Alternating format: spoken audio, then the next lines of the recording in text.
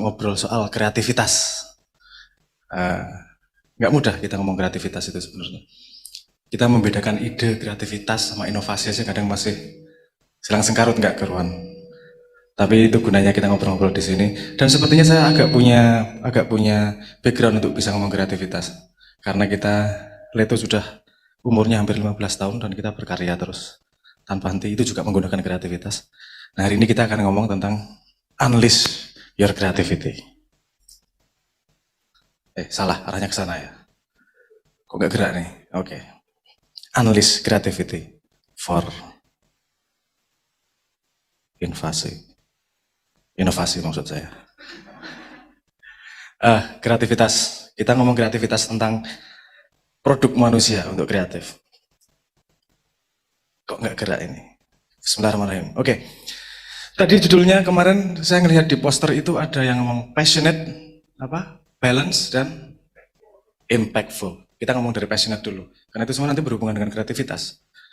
Saya di sini mulai dengan tulisan mitologi sukses, karena biasanya kita sering dengar sukses itu follow your passion. Tapi ada yang aneh ini. Emang kita benar-benar tahu artinya passion apa? Coba. Oke. Really? Coba kita lihat tips-tips yang lain tentang sukses.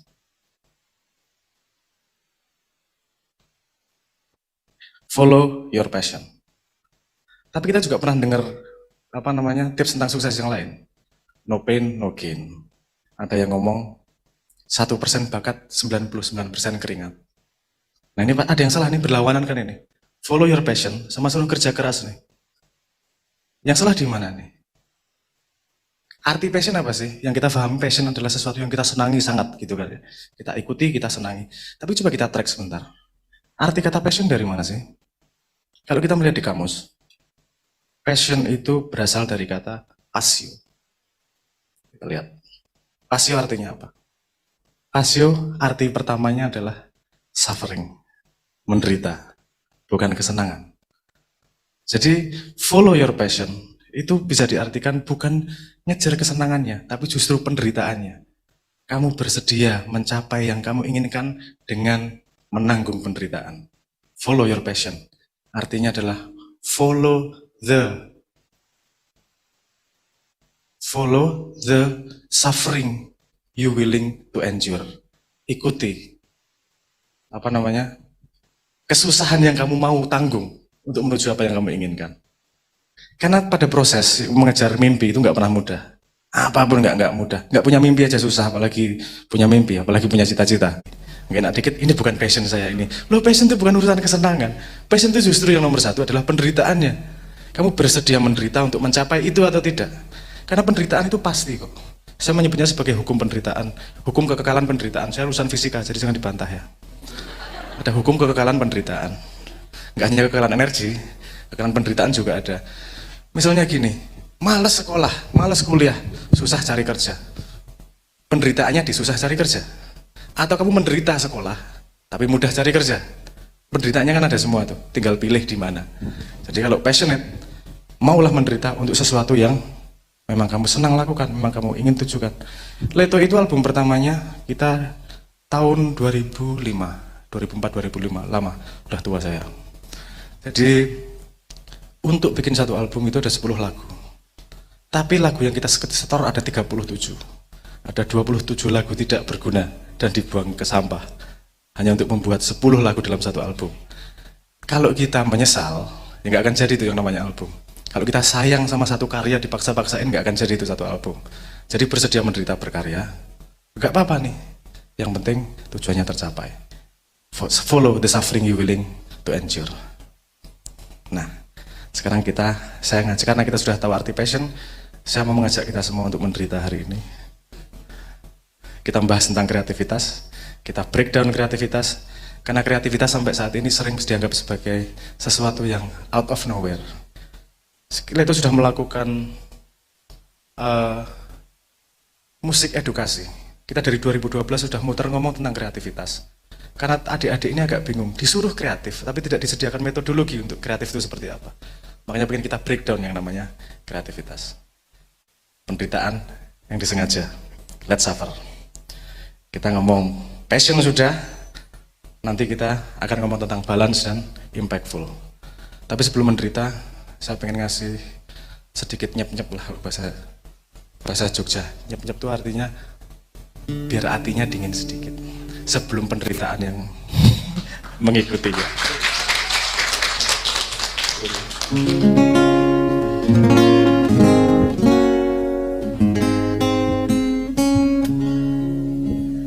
Kau datang dan pergi, oh begitu saja. Semua ku terima apa adanya. Mata terpejam dan hati menggumam. Di ruang rindu kita bertemu. Bapak-bapak, ibu-ibu tahu lagunya? Adik-adik tahu lagunya? Adik-adik semua yang di belakang tahu lagunya? Membuat lagu ini lamanya 2 tahun. Apakah penderitaan? Khusus lagu ini penderitaan yang sangat. Tapi melihat hasilnya seperti ini, itu penderitaan worth it semuanya. Itu hasil dari passion. Ini saya kadang kesel. Ini kemudian disimpelkan jadi pertanyaan gini. Inspirasinya dari mana sih? Dianggap sebuah karya itu hanya datang dari satu peristiwa. Karena memang kita tidak pernah belajar kreativitas itu seperti apa. Inspirasi jadi karya, inspirasi dari karya. Gak seperti itu, prosesnya tidak sesederhana itu. Makanya hari ini karena saya dikasih kesempatan untuk menjelaskan kreativitas, unleash your creativity, kita mau breakdown. Sebenarnya proses kreativitas itu gimana sih? Kalau kita tahu proses kreativitasnya, saya harap kita semua bisa mengaplikasikannya di apapun bidang yang kita geluti. Oke, suffering begin.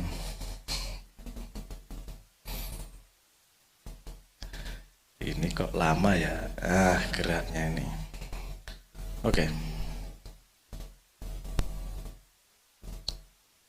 Proses kreativitas. Sebelum saya ngomong tentang potensial, proses, dan kemudian ada aktualisasi, saya pengen menggarisbawahi dulu apa bedanya ide, kreativitas, dan inovasi agar kita tidak silang sengkarut. Ide adalah sesuatu gagasan yang muncul dari kepala. Itu namanya ide. Bisa datang dengan sengaja, bisa datang dengan tidak sengaja.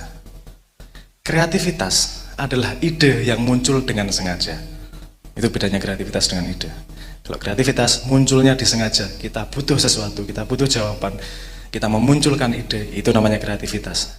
Kalau ide yang muncul dari kepala, semua bisa keluar, kapan saja bisa keluar, sengaja tanpa sengaja. Inovasi adalah ketika kreativitas tersebut diimplementasi sehingga punya tolak ukur yang jelas di dunia nyata. Itu inovasi. Kalau cuma nyanyi-nyanyi, Cornel main gitar, saya nyanyi, bisa jadi ide yang keluar. Tapi kemudian kalau dikonstruksi menjadi lagu, itu menjadi kreativitas. Tapi kalau kemudian dijual dan kemudian ada tolak ukur laku berapa ya, itu baru bisa dikatakan inovasi. Nah, jadi ada beberapa jenis juga inovasinya seperti apa, tapi nanti kita jelaskan. Semua proses itu sebenarnya proses standarnya adalah sederhana. Ada modal, ada prosesnya, dan kemudian ada hasilnya, ada aktualisasinya. Kita belajar dulu, apa modalnya untuk bisa kreatif membuat karya. Ada banyak kotak di sini. Ya, ini penderitaan yang saya maksudkan. Orang maunya seneng-seneng kok malah bahas kuliah kayak gini. Oh, biarin. Ada kesempatan membuat orang banyak menderita kok di. Oke, potensial. Modal untuk bisa kita kreatif apa? Nomor 1. Ayo gerak. Ya. Nomor 1, modalnya adalah otak. Pastilah kita semua butuh otak. Tapi otak yang gimana? Ada, ini kalau mau gali lebih lanjut, ini dianalisis oleh orang yang bernama Daniel Kahneman. Dia salah satu pemenang Nobel. Otak kita ada 2 sistem yang bekerja. Pertama adalah sistem 1, yang kedua adalah sistem 2. Apa bedanya? Sistem 1 adalah cara berpikir yang cepat, asosiatif cara berpikirnya, nggak mikir panjang. A, B, 1 tambah 1 berapa?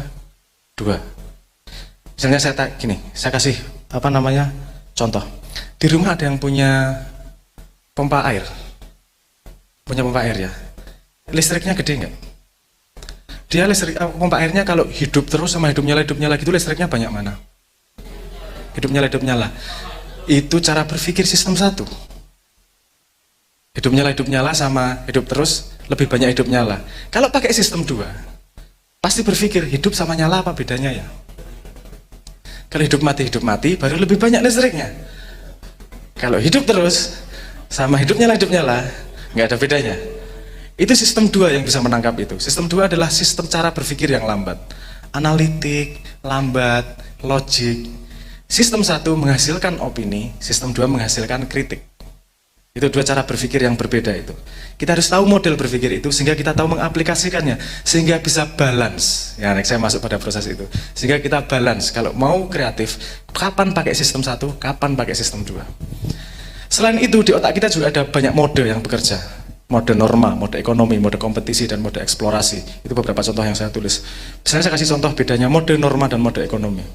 Oke, udah keluar duluan. Tadi lambat, sekarang mendahului. Nggak apa-apa. Oke. Mode norma dan mode ekonomi. Contohnya gini, mode norma dan ekonomi. Anda kalau misalnya dikasih hadiah sama orang, kira-kira berterima kasih atau tidak? Nih tak kasih hadiah ulang tahun, seneng ya? Kalau dia ngomongnya gini, nih tak kasih hadiah ulang tahun harganya 200.000. Langsung penghargaannya berbeda. Kenapa? Ketika masuk 200.000, otak kita langsung beda nih cara sistem kerjanya nih. Nah, kreativitas itu membutuhkan mode tertentu untuk dia bisa bekerja dengan maksimal. Nggak bisa pakai mode ekonomi, nggak bisa pakai mode norma. Kalau pakai mode norma, dia tujuannya adalah bagaimana sesama mungkin sama sekitarnya. Kalau pakai mode ekonomi, mikirnya adalah bagaimana seprofit mungkin. Tapi kalau kreativitas itu harus menggunakan mode eksplorasi. Mode eksplorasi itu apa? Mode eksplorasi adalah mode di mana kita tidak takut salah, bermain, coba-coba, selalu seperti itu. Ini kalimatnya Maslow yang mengatakan tidak ada kreativitas itu kalau tidak datang dari game yang disengaja. Semua datangnya dari game. Kalau ada yang mendorong Anda untuk kreatif tapi memaksa, outputnya selalu tidak baik. Kreativitasnya pasti ngarang dan dipaksakan. Karena kreativitas selalu datang dari permainan. Dia datang dari ruang kemungkinan, bukan datang dari ruang kepastian. 37 lagu yang gagal lebih banyak daripada yang berhasil. Memang gitu, proses kreativitas selalu seperti itu. Kalau menggali emas itu lebih banyak tanahnya daripada emasnya. Kreativitas juga gitu, membuat sesuatu lebih banyak yang nggak kepake daripada yang kepake. Tapi memang gitu proses kreativitas.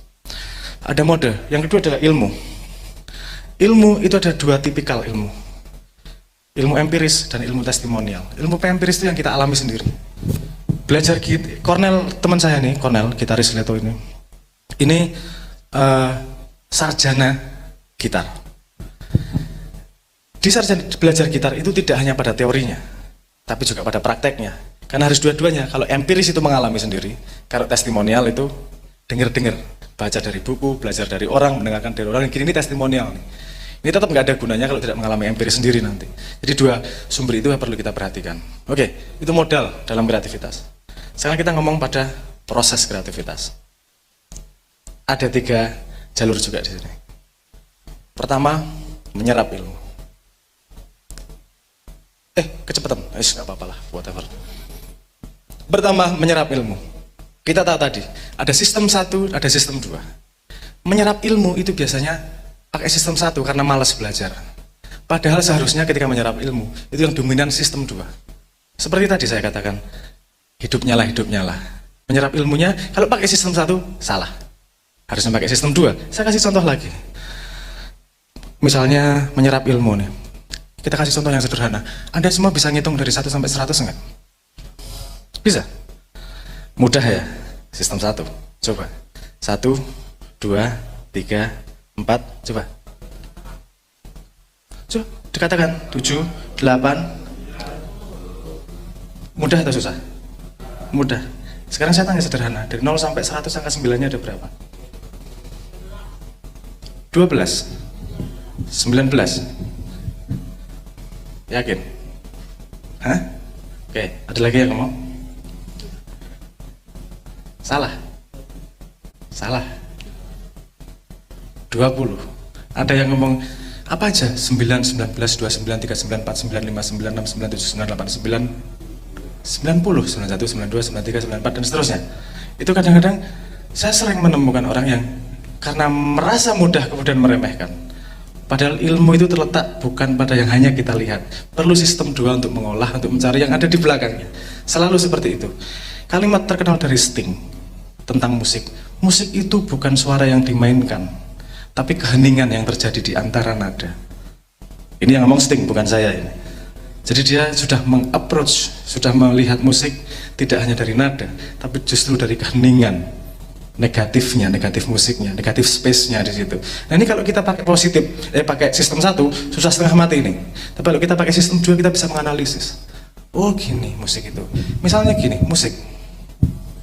Kadang orang mengatakan, kenapa suara saya bukan GR ya, tapi ini out dari dengar-dengar dari orang. Kok suaranya masuk di hati sih? Suaranya terdengar jujur sih. Di kasetnya, di CD-nya. Anda mengetahui bahwa ketika suara seseorang frekuensinya di 2,8 kHz lebih gede 3 desibel daripada 1 oktav di sebelahnya, itu orang kedengaran lebih jujur. Kalau di frekuensi sekitar 400 itu kelihatan lebih berwibawa. Kalau di sekitar 1200 kelihatan membohong. Ini pengetahuan frekuensi semua. Jadi apakah penting untuk berkarya? Nomor 1 berkarya itu adalah tools.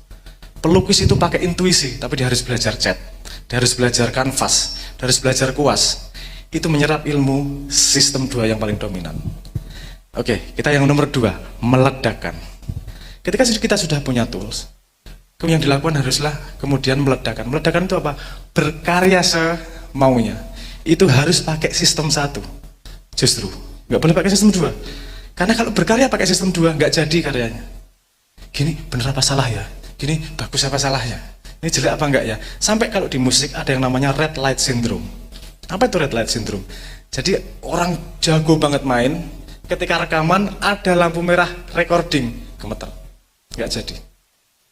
Anda kalau main-main sama ujian beneran, outputnya biasanya bagus mana? Main-main. Karena kreativitas keluar harus dengan sistem 1, bukan sistem 2, kreativitas itu. Meledakan itu. Meledakan itu, tadi itu, meledakan 1000, yang berhasil mungkin 3. Tapi tanpa 1000, bisa jadi 3 tidak lahir. Kita kasih contoh. Serap di sekitar sini, bebas. 4 hal. Hah? Lampu, apa lagi? Hitam. Layar. Kamera. Layar, kamera, apa tadi? Layar, kamera, lampu, hitam. Kita ringan, kita ledakan. Nggak akan nyanyi saya akan baca puisi wae. Apa tadi? Lampu, layar, hitam, kamera. Oke. Malam ini aku terdiam duduk di sebuah ujung jalan. Gelapnya malam membuat semuanya terasa hitam, dan aku serasa dihakimi seperti di depan kamera. Tapi layar yang hadir di depan mataku hanyalah wajahmu, dan itu memberiku cahaya seperti lampu yang terang benderang untuk membuatku tidak bisa melupakan sampai kapanpun saja. Apakah bagus? Buruk. Saya nggak ngomong bagus, enggak. Yang namanya meledakkan itu harus siap dengan buruk. Ya memang gitu, yang namanya meledakkan. Tapi kalau ada bahan yang sudah diledakkan, nanti kita bisa ke level berikutnya, yaitu menata. Kalau sudah diserap, diledakkan, ada ide bagus ini, ide bagus ini, ide bagus ini, ditata kemudian. Menata itu apa? Menata itu adalah membuat karya kita sesuai dengan audiens yang mau kita sampaikan. Lagunya bagus, tapi lamanya 30 menit, nggak ada radio yang mau nyetel. Puisinya bagus, tapi 16 halaman, siapa yang mau baca? Sekarang puisi 1 Twitter aja udah, 1 panjangnya segitu aja udah pada males baca, apalagi sekarang buku, gitu. Nah, pada menata ini, kita harus sangat aware dari luar, tapi juga harus aware dengan apa yang kita lakukan. Jadi sistem 2-nya dan sistem 1-nya harus berjalan dengan imbang. Di sini balance harus terjadi. Kapan pakai sistem 1? Kapan pakai sistem 2, dan kapan pakai dua-duanya. Sistem 1 dan sistem 2 dalam menata, kita kasih contoh. Awareness terhadap luar, dan awareness terhadap apa yang kita lakukan. Saya minta, teman-teman ikut serta. Do. Nanti, tangannya nggak usah, do aja ya. Nggak apa-apa, tangannya nggak usah. Kalau saya gini aja. Do, re, mi, ya gitu ya. Do, re, mi, fa, re, mi. Gini aja. Do, re, mi, fa. Lebih gampang ya. Do, re. Kasih nada. Do, re, do. Mari kita tata. Suarakan nada yang kamu lihat dari tangan saya. Do, re.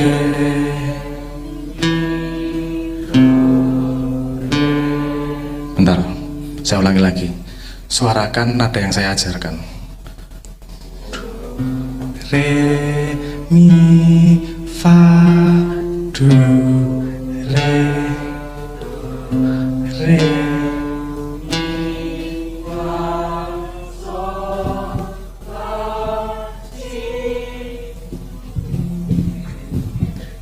Sampai do. Ini awareness kita tentang menata. Tadi saya mengatakan suarakan nada yang saya ajarkan. Saya ngajar apa aja tadi? Do, re, mi, fa. Yang ngajarin sol siapa? Ngajarin la? Ngajar si?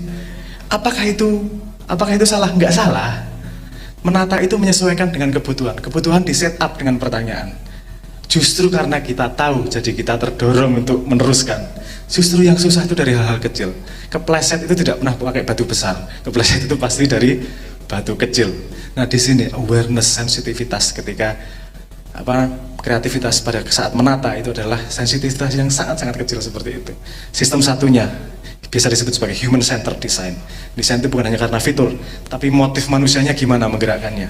Ada white hat, ada black hat, ada left brain, ada right brain, ada creativity, ada scarcity, ada unpredictability, ada achievement, ada social connectedness dan seterusnya. Itu dari human desainnya. Tapi juga ada feature desainnya yang dari sistem 2. Kalau feature desain itu gitarnya bagus banget, wah mainnya. Kalau sistem satunya ya bagus banget secara teknis, belum tentu enak didengerin juga. Jadi harus cukup sesuai dengan porsinya. Di sini cukup adalah sangat penting. Ngeceknya adalah dengan sistem 1 dan sistem 2. Itu prosesnya. Oke, kemudian kita masuk ke berikutnya. Aktualisasi.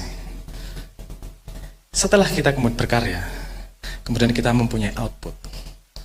Outputnya seperti apa? Itu yang disebut sebagai inovasi. Kan kita tadi bilang kan, ada ide, ada creativity, kemudian ada inovasi. Sekarang kita bahas inovasi itu gimana sih? Tapi sebelum itu kita akan mendengarkan sebuah inovasi dari kita, coba.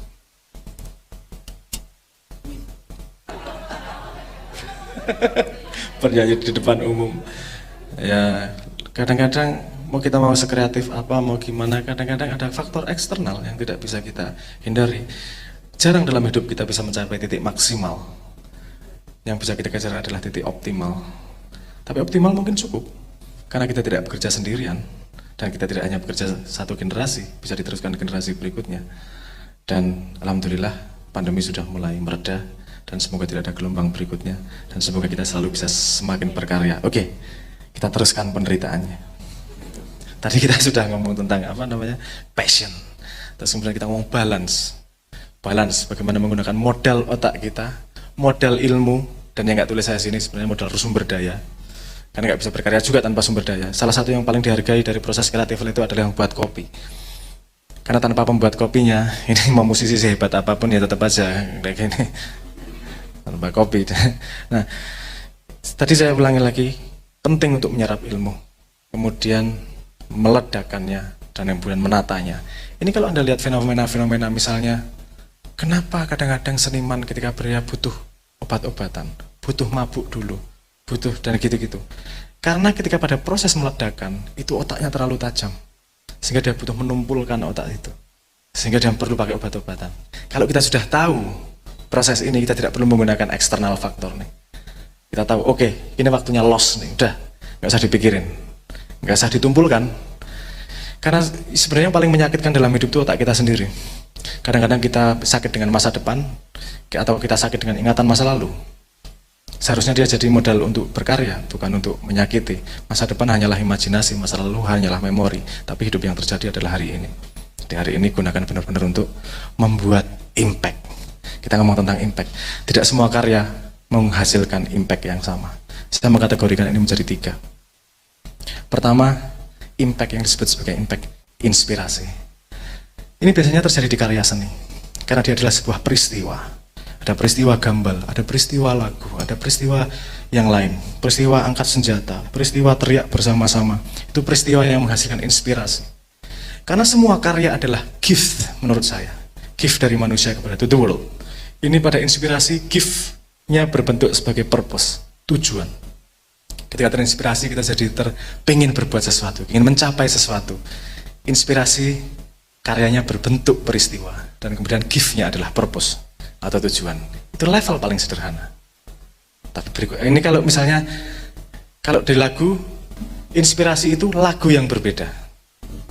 Apa maksud saya? Misalnya, kita tadi sudah mendengarkan 2 lagu nih.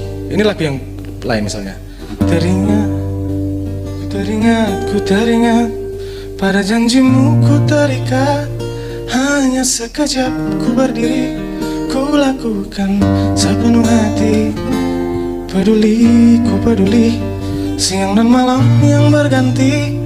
Sedihku ini tak ada arti, jika kaulah sandaran hati, kaulah sandaran hati. Ini levelnya dengan Ragu Ruang Rindu yang tadi, dengan Permintaan Hati nggak ada beda levelnya. Dia adalah peristiwa yang namanya lagu. Hanya lagu yang berbeda. Itu level yang paling permukaan dan menghasilkan inspirasi, menghasilkan tujuan, menghasilkan teman perjalanan, itu aja. Tapi di level berikutnya, gift of pathway, memberi hadiahnya bukan peristiwa, tapi memberi hadiahnya pola. Kalau di lagu lahirnya bukan jadi, kalau di musik lahirnya tidak menjadi lagu, tapi lahirnya menjadi genre, karena polanya berbeda. Misalnya Haji Roma Irama, bukan hanya lagunya yang dihargai, tapi genre dangdutnya membuat dunia baru. Itu jadi level inovasi yang lebih tinggi. Misalnya kalau Sandaran Hati, teringat, pada janjimu ku terikat. Hanya sekejap aku berdiri, aku lakukan sepenuh hati. Peduliku. Ini jadi sama lagu yang sama sekali berbeda ini. Karena polanya sudah berbeda. Kita sudah imajinasinya dibawa pada pulau yang berbeda. Jadi tidak semua inovasi itu sama levelnya. Level pertama tadi peristiwa, tapi level kedua membuat pola, membawa kita ke sesuatu tempat yang sama sekali berbeda. Kalau peristiwa menghasilkan lagu yang berbeda, kalau inovasi pola itu menghasilkan cara yang baru. Jadi menghasilkan genre yang baru. Tapi ada lagi yang lebih fundamental di bawahnya. Tidak hanya pola, inovasi dalam bentuk structure. Lama banget ini, oke. Ya, liquidity, structure, gift-nya time. Ini mungkin istilahnya perlu saya jelaskan. Karena gift yang paling lebih fundamental itu adalah inovasi yang membuat kita punya lebih banyak waktu melakukan hal yang lain. Apa maksud saya? Kita tadinya mengerjakan 10 jam menjadi mengerjakan cuma 10 menit. Tadinya mengerjakan 3 hari jadi mengerjakan cuma 5 hari. Teknologi digital itu luar biasa. Itu mempercepat untuk melakukan sesuatu. Itu gift of time, itu inovasi pada level structure. Kalau di musik, level structure itu pada instrumennya. Jadi udah bukan polanya yang berbeda. Instrumennya sudah berbeda. Misalnya kita main lagu Sandaran Hati, saya jelasin pakai gitar gini loh mainnya. Kalau instrumennya udah beda, udah nggak bisa lagi dijelasin pakai itu. Misalnya kita pakai kahun. Teringat, pada janjimu ku terikat. Udah sama sekali beda. Ini lagu apa meneh itu, nggak paham aku. Udah nggak beda sama sekali. Karena struktur instrumennya sama sekali berbeda. Kita udah nggak bisa pakai notasi gitar, kita udah nggak bisa pakai penjelasan dengan cara gitar. Karena instrumennya, strukturnya sudah sama sekali berbeda. Nah kadang-kadang yang saya sesali gini, kita dulu sering ngomong inovasi-inovasi tapi kita tidak bisa membedakan mana sih level inovasinya. Kalau levelnya peristiwa, itu gini, ketiga ini apa bedanya sih? Bedanya adalah rasio, budget, dan impact. Kalau peristiwa itu budgetnya besar, impactnya tidak terlalu panjang. Tapi kalau pada level struktur, itu budgetnya kecil, impactnya sangat besar. Saya kasih contoh di dunia nyata. Habit, gift of pathway misalnya. Pola. Anda tahu yang tengah nih ya, gift of pathway.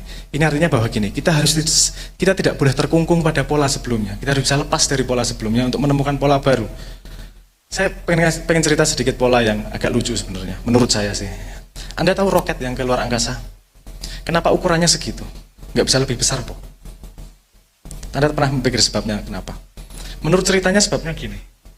Roket pertama itu dibuat di Utah dan dikirim ke Florida. Untuk ngirim itu pakai rel kereta. Dan gedenya roket nggak boleh lebih besar daripada terowongannya. Jadi limitnya segitu. Terus terowongannya kenapa gedenya segitu? Karena keretanya, jalur keretanya gedenya segitu. Trek relnya. Terus kenapa trek relnya gedenya segitu? Karena rel awal-awal dibikin di Inggris mengikuti jalan yang dibuat oleh Romawi. Jalan Romawi itu kanan kirinya ada lubang untuk roda pedati. Itu yang kemudian dijadiin rel. Kenapa lebar roda pedatinya segitu? Karena pantat kuda 2 tepat ukurannya. Jadi ukuran roket itu terlimitasi oleh pantat kuda. Ini yang sering kita tidak memahami bahwa limitasi yang kita hadapi sekarang itu kadang-kadang limitasi turunan dari sebelumnya. Itu kalau Elon Musk menyebutnya sebagai first principle. Oke, waktunya tinggal sedikit. Nomor 2, liquidity, gift of time. Saya kasih beberapa contoh betapa fundamental rasio price sama impact yang terjadi kalau inovasinya terjadi pada level ini, pada level liquidity. Anda pernah tahu 0 derajat itu ada di mana? Di Greenwich. Kenapa ada di Greenwich? Karena gini, saya cerita secara sedikit ya. Karena gini, kalau pelayaran itu sangat susah menentukan bujur. Kalau menentukan lintang itu sederhana, tinggal lihat derajatnya matahari dan bintang, sederhana. Tapi untuk melihat bujur itu sangat susah. Jadi di Inggris ada yang namanya Longitudinal Award. Dia memberikan award untuk siapapun yang bisa menemukan alat untuk bisa ngukur bujur. Nah, terus kemudian ada banyak teori di situ. Ada yang pakai perbintangan, ada yang pakai ini, pakai itu, dan seterusnya. Terus suatu hari ada yang menemukan jam. Itu untuk mengukur bujur. Ketika ada lomba, pemenang yang membuat jam ini nggak menang lomba. Yang menang justru yang pakai bintang. Karena orang-orang nggak paham gunanya jam. Anda membayangkan belum pernah lihat jam sama sekali. Terus ini ngapain sih kayak gini? Ini nggak ada yang bayangin betapa gunanya seperti itu. Akhirnya salah satu panitia itu nggak terima. Dia ngomong sama rajanya, ini penemuan bagus ini. Ini harus didorong ini. Akhirnya rajanya, kalau nggak salah King George III kalau nggak salah, tapi perlu dicek lagi itu. Terus kemudian rajanya ngomong, yaudah yang menang biar itu aja, nggak apa-apa. Tapi si yang milik jam ini tak kasih duit sendiri. Harganya kalau dikasih duit pada dia menemukannya umur 21 tahun, dia mendapat uangnya umur 80 tahun. Dia mendapatkan 23.000 pound sterling cuman. Tapi apa yang terjadi dengan jam itu? Dia menjadi center dari dunia sekarang. 23.000 pound sterling bisa membuat pusat dunia pada 0 derajat Greenwich. Impact-nya pelayaran sedunia bisa terjadi. Impact-nya kita semua patuh pada jam tersebut. Betapa inovasi pada level liquidity itu rasio antara harga, price sama impact-nya sangat-sangat jauh. Mungkin satu singkat saja, saya kasih contoh yang lain karena waktu saya udah habis ya waktu saya. Oh iya saya. Saya kasih contoh sedikit aja, overtime sedikit, 10 detik, lebih lah. Saya kasih contoh sedikit.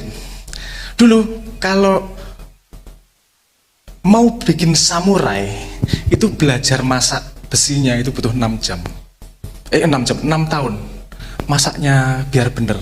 Kenapa? Karena dia harus ngukur nih warnanya persis sama warna pagi hari, ngetes pagi hari sama enggak, sama gurunya hampir 6 tahun itu untuk belajar. Tapi ketika ditemukan derajat Celcius dari 6 tahun, dia hanya butuh taruh gini, 150, dah tarik. Hanya karena derajat Celcius dunia kimia meledak sedunia dan dia menghasilkan penemuan jauh lebih banyak. Dan yang saya harapkan dari Indonesia adalah Indonesia mampu mengukur mana level inovasinya. Ini level inovasi peristiwa, ini level inovasi pola, atau ini level inovasi pada struktur. Karena ketika dia sampai pada struktur, ini yang terakhir mas ya, saya akan cangkem memang. Karena semua inovasi ini kemudian akan berefek pada yang namanya mental model. Mental model manusianya. Kalau mental modelnya sudah jadi benar, ini akan terjadi cycle nih. Akan terjadi inovasi yang jauh lebih cepat dan lebih banyak. Asal benar memilih inovasi yang untuk didorong. Sehingga membangun mental model. Di sini terjadi cycle. Ada potensi model, menjadi ide dan kreativitas, menjadi inovasi, menghasilkan mental model manusianya. Waktu saya nggak cukup untuk menjelaskan mental model, tapi nanti bisa kita obrolkan lebih lanjut. Mental model ini adalah manusianya. Ketika manusia mental modelnya benar, dia akan menjadi kreativitas yang baru lagi lebih cepat. Pentingnya memilih inovasi di situ. Akhir kata, hampir semua kreativitas melibatkan permainan yang purposeful, yang disengaja oleh Abraham Maslow. Benar saya tadi berarti quote-nya ya. Oke. Let's play, let's grow. Don't worry about suffering, because we're together in this. Thank you.